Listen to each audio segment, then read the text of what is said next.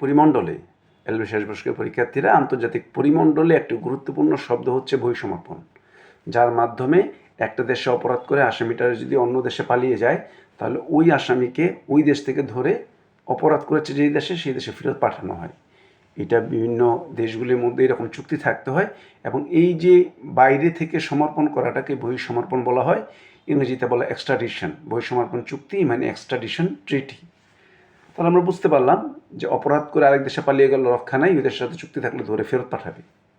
আচ্ছা, এখন বহিঃসমর্পণ কেন করে, মানে একটা দেশ থেকে ধরে কেন ফেরত পাঠিয়ে দেওয়া হয়?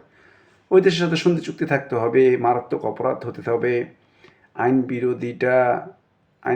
আইনের বিরোধীটা যৌক্তিক কারণ থাকতে হইব, ধর্মীয় অপরাধ করে এসছে, মিলিটারি অ্যাকারেন্স করে এসছে, হ্যাঁ,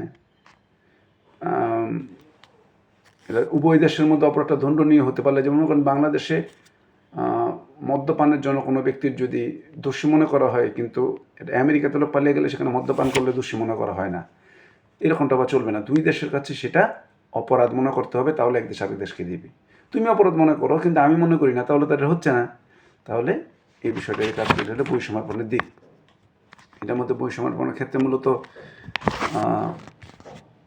শর্তগুলি ঘুরে ফিরে, উপাদানগুলি সন্ধি চুক্তি থাকতে হবে, মারাত্মক অপরাধ হবে, ওগুলিকে ঘুরে ফিরে লাগবে। আচ্ছা, এখন যদি উল্টা প্রশ্ন করে, আচ্ছা বহিঃসমর্পণের চুক্তি, এই যে বললেন বহিঃসমর্পণ চুক্তিটা যদি প্রত্যাখ্যান করতে পারে না, যা আপনার দিব না, প্রত্যাখ্যান কিন্তু ওই কথাই, মানে যেগুলির কারণে ফেরত দেওয়া হয় এর উল্টা কথা বলে দেবেন। কোনো সন্ধি চুক্তি না থাকলে, মারাত্মক অপরাধ না হলে, ধর্মীয় অপরাধ না হলে, সামরিক অপরাধ না হলে, হ্যাঁ, রাজনৈতিক অপরাধ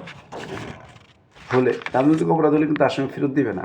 কারণ হচ্ছে আন্তর্জাতিক পরিমণ্ডল বিশ্বাস করে যে রাজনীতি করতে যে একটা ভিন্ন মত অবলম্বন করতেই পারেন, একটা পক্ষের সাথে এক পক্ষের পথ মিলবে না। কারণ আপনি একটা রাজনৈতিক দর্শন নিয়ে চলছেন, উনি আরেকটা দর্শন নিয়েছেন, কেউ ডানপন্থী কেউ বামপন্থী, এরকম বিভিন্ন ধরনের পন্থী আছেন আমাদের দেশে, ব্যাপারটা ওই রকম।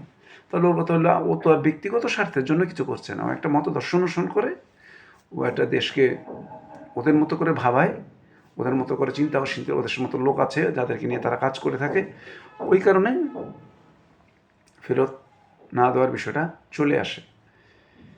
তাহলে ওই যেগুলি কারণে বৈষম্য করা যায় আর কেন করবেন না, হুবহু ওইটাই চালিয়ে দিবেন। এইভাবে যদি বিষয়গুলিকে আপনি একটু মাথায় রেখে করতে পারেন, তাহলে বৈষম্যপন চ্যাপ্টারটা আপনি আশা করি বুঝে যাবেন, এবং গুরুতর অপরাধ না হলে যে দেয় না, এই বিষয়টাও ক্লিয়ার হবে আপনাদের।